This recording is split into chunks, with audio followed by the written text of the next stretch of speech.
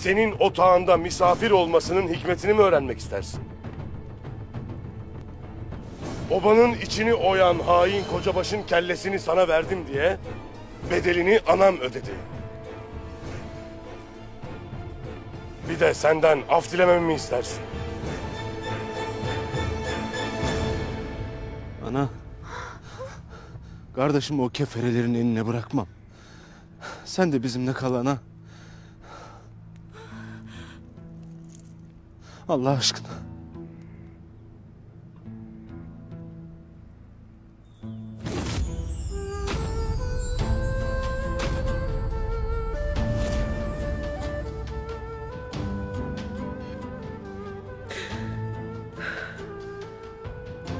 Ben hazırım.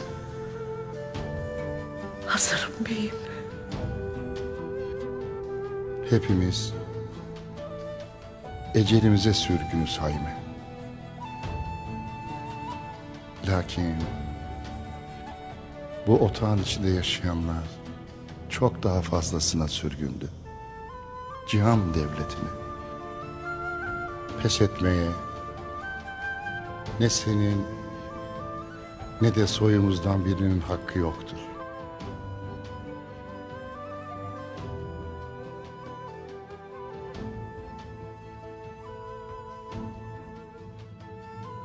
Bu bitmek bilmeyen cenkler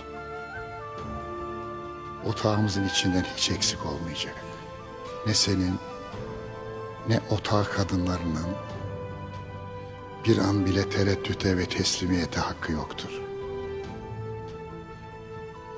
Şimdi kalk ve her Oğuz kadına nasip olan o kutlu acına kucak aç. Doğurup büyüttüğün evlatların gibi kucakla, şefkatle sar acılarını. Her vakit senin yanında olduğumu bilmelisin Hayme. Süleyman. Cihan yıkılsa da o kutlu vakit gelene kadar evlatlarımızın ve obamızın başında olmalısın Hayme. Cihanı saracak olan karanlık bu otağın içinden yükselecek ışıkla aydınlanacak.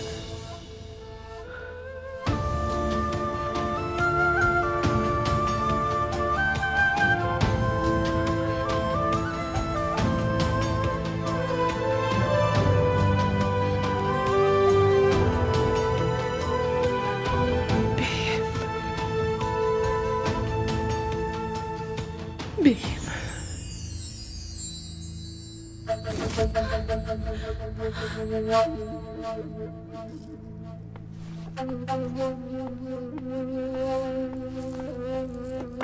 Gündoğdu beyim. Beyim. Gündoğdu beyim. Hadi beyim.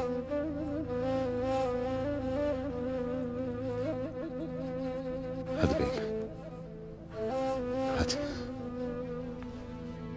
Ana. Siz de çıkın. Eba Hatun da çağırın bana. Bismillah.